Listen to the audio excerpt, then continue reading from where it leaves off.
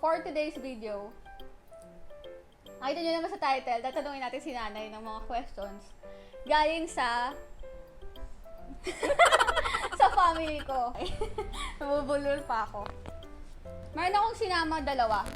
Si Kim at si Dale. Yun yung una. So, si Kim muna. Mahirap ba alagaan si Bianca? Hindi. Bakit? Nung maliit, hindi. Nung lumaki, mahirap. Bakit mahirap nung lumaki? Mahilig sa gala. Naku po, hindi po totoo yun. Hindi mo niya ako pinapayagan lumabas ng bahay. Ngayon lang. Pinapahiya ako sa sarili kong vlog. Sabi mo, tell the truth. Ingat! Game, Hindi next. ka nakabigla. Ano masasabi mo sa friendship namin? Sa amin ako, si Kim, si Gail, si Ella.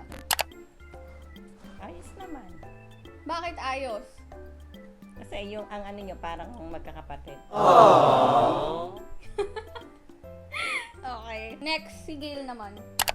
Ano-anong ugali para maging qualified, maging boyfriend or girlfriend ng apo mo? Hindi naman makasagot ni nanay. Makikita daw yung mga ano. Oo, wag na lang. Chika babes. Ano nga? Kahit isa lang ugali. Siyempre, mabait. Eh, lahat naman ng Mapagkakatiwalaan. ano pa? Hindi bastos. Alam niyo na. Next. Masasad ka ba pag umalis si Bianca? Sabi ni Wait, baka umiyak si nanay. Hindi ba ako nakakaalis, ha?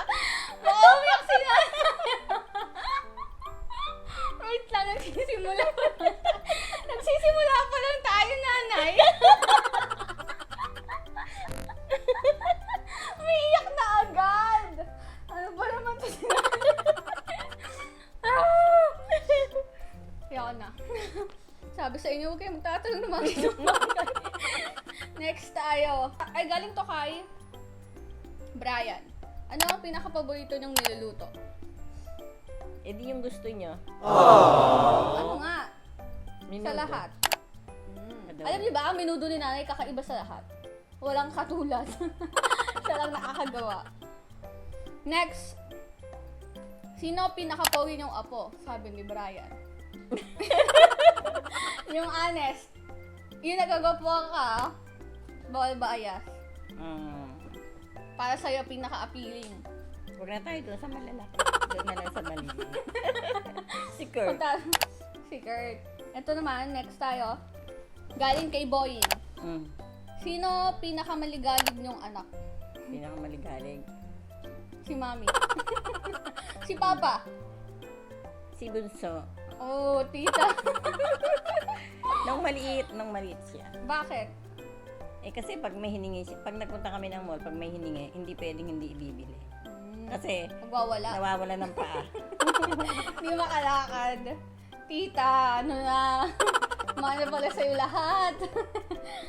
Next, sabi ni Boying, ano yung mga bagay na sobrang nakakapagpasaya sa kanya hanggang ngayon? Sa'yo? Kami. Ano nga? Ano pinaka nagpapasaya sa'yo?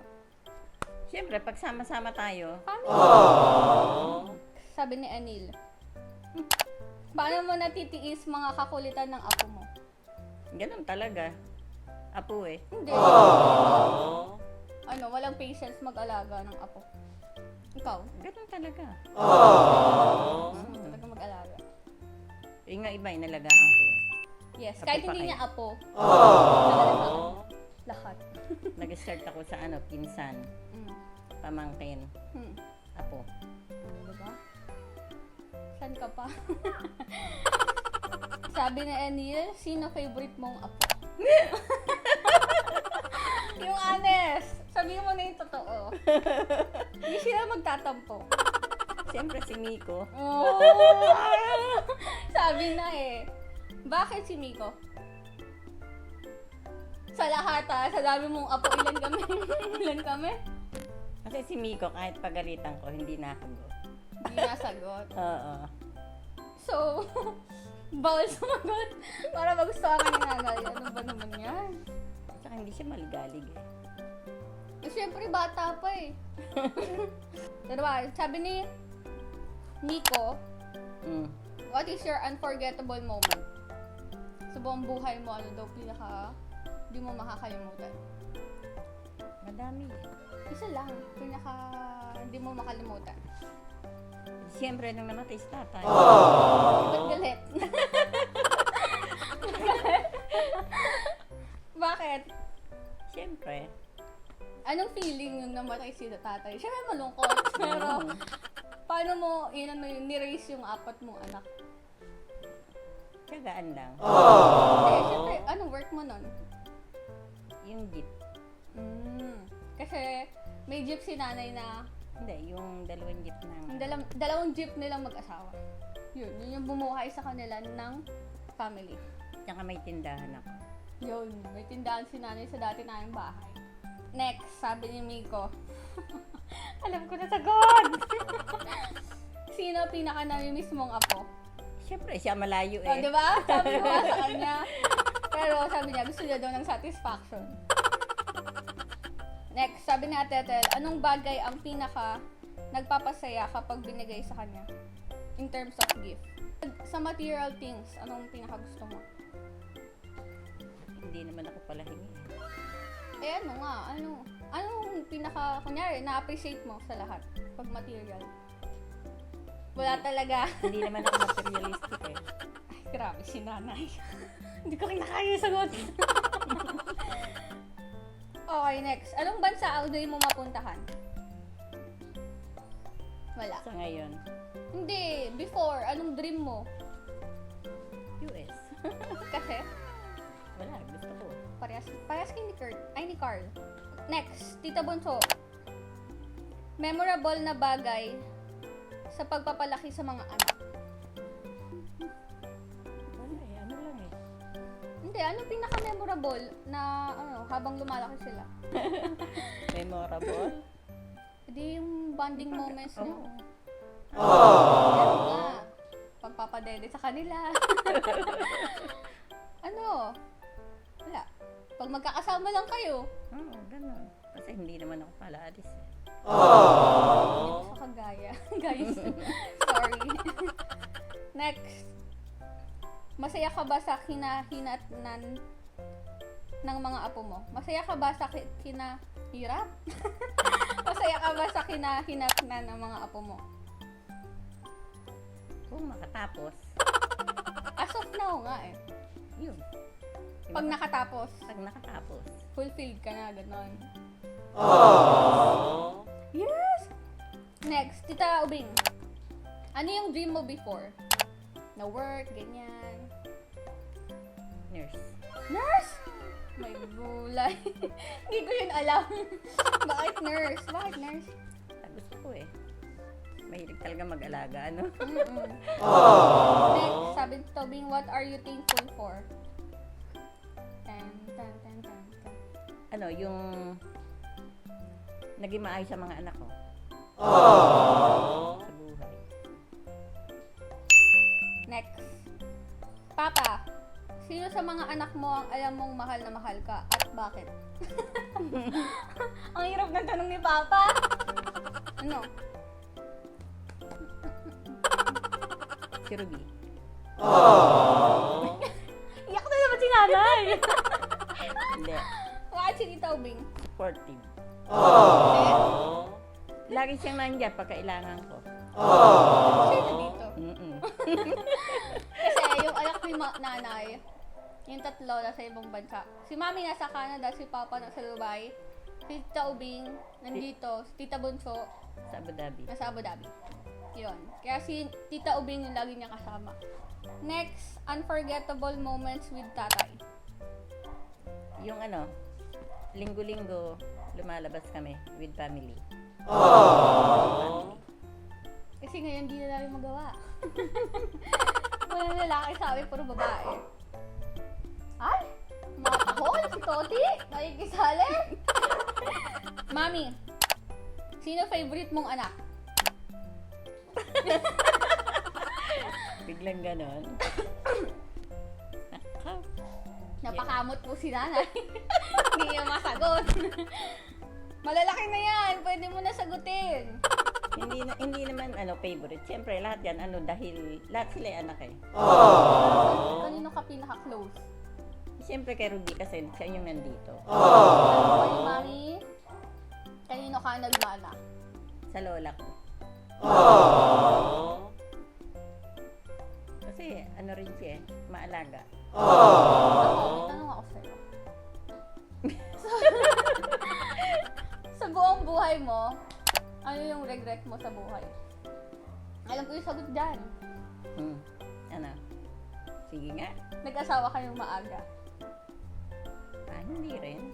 Oh, ano? Kasi Yun kaya sinasabi mo before. oo. Ano? Ayoko talaga mag-asawa maaga. Kaya lang, kung ako ay maedad ng nag-asawa, edi maiiwan ng ni tatay yung mga anak namin ng maliliit pa. Advantage. Eh, ano nga ang regret mo? Wala. Wala. Taray, ikaw lang ata yung walang nire-regret sa buhay. Totoo. Pag mo lang akong gagalitin. Yun talaga. Masapak ka talaga yan. If there's any piece of advice that you feel you need to share, what would it be? Advice sa mga lola na katulad mo. Hindi kasi kailangan, halimbawa, nagpaalam. Hindi naman kailangan na payag agad. Kasi, ang iniisip ko yung yung kung may mangyari. Bawal. Bawal lumabas. Ano nga? Okay lang lumabas, pero huwag naman lagi-lagi. Like me? Di ako lagi lalabas, no? What is the most important lesson that your parents taught you? Hindi ako lumaki sa sa nanay. Sa lola ako. Oh. Hindi sa lola. Yung Sa'yo? natatandaan ko nung bata ako. Kapag namalengke, Isa mang apo. kahit pag-uwi talaga may pasalubong. Pero, kailangan tumulong ka muna na yung Mag-ayos. Oo. Ganun. Bawal umupo. Katulad ko. Tapos mamalengke upo agad. Tsaka ako noon, bago ako pumasok ng school, nakalinis na ng bahay.